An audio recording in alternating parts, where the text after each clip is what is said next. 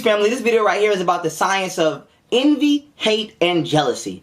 Now, I'm breaking down this science hard body in this video, but I want to tell y'all why.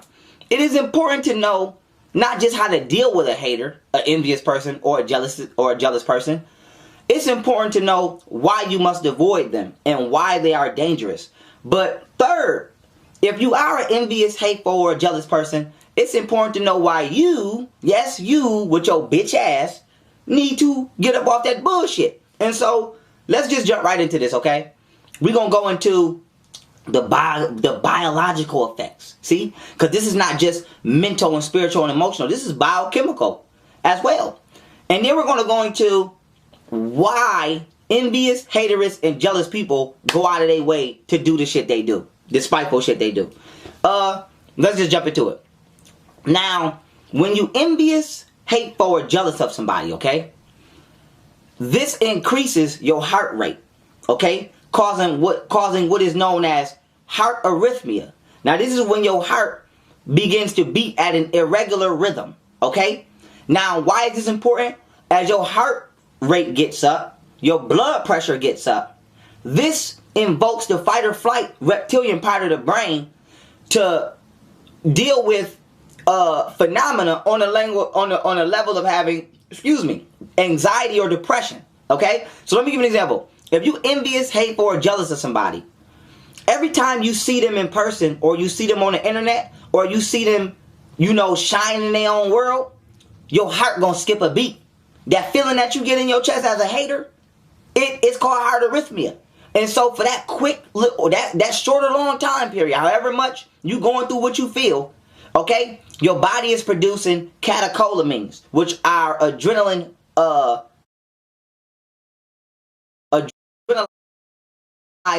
hormones. And so what these hormones do is they prepare you for fight or flight. So just being envious, hateful, or jealous, you putting your body biologically damn near in the same state you would if you was going to fight a motherfucker. And so that's how upset you get. Now, why is this important? These catecholamines, aka, hormones, whether it be epinephrine, neuroepinephrine, etc., okay? When they get into the bloodstream, they clog the veins and arteries because they leave behind fatty plaques. So if this continues to build up enough, you can actually have a motherfucking heart attack, okay? Or what happens is you can throw your heart off and suffer from what is called cardiomyopathy, which is when you stress your goddamn heart and you can die from heart failure. Just like people actually can die from a broken heart. And so when people mad at you and you say, I'm killing these haters, you actually are killing these haters. That's a fact. And so now why is this important? Also, you shorten your lifespan, okay? Why? Because as your heart rate increases, your level of stress increases. And so what happens is, I did a video called Biological Immortality months ago. I broke this down in detail in there in regards to the science of your telomeres. Your telomeres can be viewed as wicks on a candle, okay? Just like the shorter the wick get will signal the end of the candle's lifespan, the shorter your telomeres get in your chromosomes as your cells continue to duplicate, will signal how much longer you got to live. So at the end of your chromosomes, you got telomeres. As long as your heart is beating normally, your telomeres are depleting normally. If your heart rate is constantly up and you constantly stress, you're dying faster. You actually die from stress. Facts. So with that being said, let's run down the list. And I could have did more. I'm just trying to keep this video as short as possible. You can give yourself a heart attack. You can give yourself heart damage. Okay? You can pollute your arteries with fatty plaques by constantly producing catecholamines due to stress. And you can shorten your lifespan due to stress. All by being envious, haterous, or jealous of another person. Now, we want to talk about why envious, jealous, and haterous people are dangerous to be around. An envious, jealous, or haterish person is more dangerous than a crackhead. Okay? I'm going to tell you why. A crackhead is going to do anything for crack.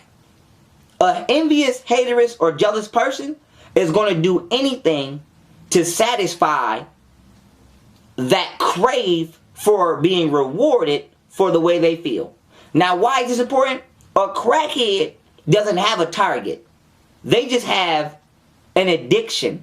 An envious, jealous, and haterish person has a target, and it's you.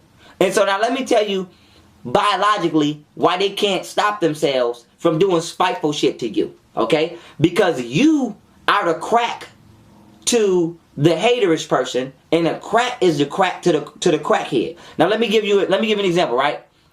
I feel, let's just use a hypothetical situation. Let's say I'm envious, I'm hateful, and I'm jealous towards, let's just make a name up, John Doe, right? This Johnny. And Johnny come in, and I see Johnny shining, and Johnny doing his thing, and whoop-de-whoop, and it's eating me up inside. It's eating me up inside. And now the brain, okay, the frontal lobe part of the brain, has a natural reward system, encoded within it. And this reward system is released through the release of a chemical called dopamine. Now, dopamine has many functions, but one of them is pleasure, and the other one is reward. Okay? So what the haterous person really wants is to feel good, because they looking at you saying, damn, why this person winning? I want to feel good like I'm winning. So the way that they get the dopamine to release, okay, is the same way anybody that's addicted to food gets the dopamine to release. The same way somebody that's addicted to porn gets the dopamine to release. They submit to their internal urges and emotions and psychological state of their current self at that time. And in this case, it's not gluttony. It's not being horny.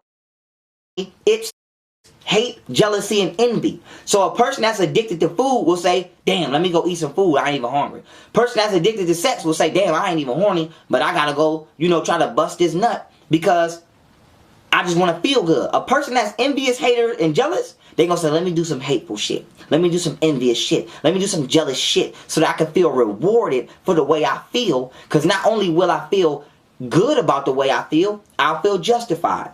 These are biochemical processes going on in this person. So now what happens? They do some envious shit to you. They do some hateful shit to you. They do some jealous shit to you.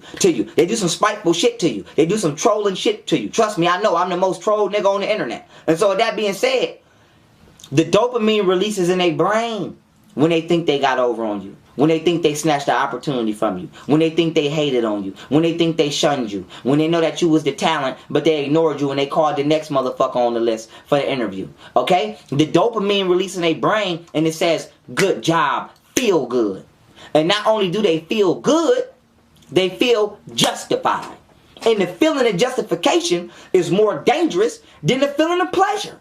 Because the feeling of justification says that it's okay for you to be a bitch-made motherfucker that you are. See? See? It's just like getting into the mind of a pedophile, mind of a rapist. The justification that they come up with biochemically and psychologically is more dangerous than the fact that they're attracted to kids. The fact that they feel justified inside after they commit the act is what's dangerous. See, you got to know the difference between a criminal and a motherfucker who made a mistake. You got to know the difference between a devil and a motherfucker who just, made a mistake. So if we're talking about an envious, a hater, and a jealous person, that's the most dangerous motherfucker you can have around because they can't help themselves. They have to do some sucker shit to you in order to feel good and feel justified in the reason that they feel the way towards you. Because if not, they have to accept the fact that they are who they are. And a hater not going to say, I'm just a hater and I'm a hater. No, they're not going to do that. A jealous motherfucker not going to say, I'm just jealous of him because, bruh, confident. A female not going to say, I'm just jealous of her because she confident or whatever. A motherfucker not going to say, I'm envious of this person because of whatever. They're not going to do that. So they going to take the bitch route out and just get over on you, shun you, shit on you, because it's easier for them to do that and feel justified and feel good about the way that they feeling inside than it is to accept that they on a bitch-made frequency and they need to change their mind. And so now let me tell you why this is dangerous. Because what you think in your mind, you feel in your heart. This is why my ancestors put the heart on the scales of Ma'at, not your brain. Because your brain, what your mouth speak, your heart feels. Your heart is not only 100,000 times electromagnetically more powerful than the brain, okay? Your heart actually has brain tissues, brain cells that can think and remember. So your heart is called neurocardiology. Your heart actually talks to your brain, and your brain sends the signals throughout all four of your nervous system sections and fractions to carry out the will of the heart. And so with that being said, if a person envious of you, it's in their heart. If a person jealous of you, it's in their heart. If a person is a hater, it's in their heart. See, you can do everything in your power to try to change their mind. Bro, we gonna eat together. I'm gonna split half with you.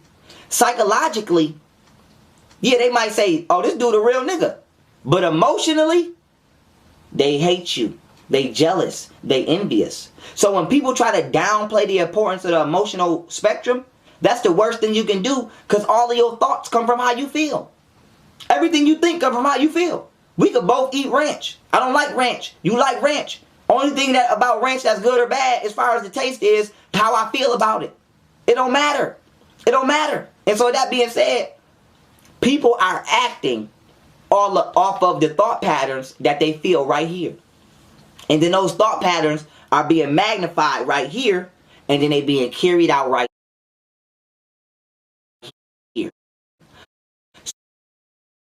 So get a devil motherfucker up out your face. Okay? If you got a family member, a friend, some of y'all in relationships with y'all biggest hater. Y'all be in a relationship with you don't even know. Nigga be like, don't put that dress on. You a hater, nigga. You don't want her to go out looking fire because you's a jealous, envious, insecure, hater ass nigga. Females too. Some of y'all don't want y'all nigga to shine and big up and pop his chest out and big your nigga up. Okay? Because you want to keep a nigga down here because you insecure. Because your friends feel like if you let a nigga ride his high horse, then you a weak female. So some of y'all in relationships with y'all biggest motherfucking haters, jealous people, envious people that you would ever meet. Some of y'all mamas, daddies, cousins, aunties, and the motherfucker that you gonna meet tomorrow on Instagram, Facebook, or at work, or going to the store is gonna be the most dangerous motherfucker to you. Little do you know. And so this is why it's important for us to be stern when we kick motherfuckers out our life. Because our success is based upon how clear the path is that we lay for ourselves. And if you let obstacles be in your way because you familiar with them, or the obstacle is family, that don't make the obstacle not an obstacle.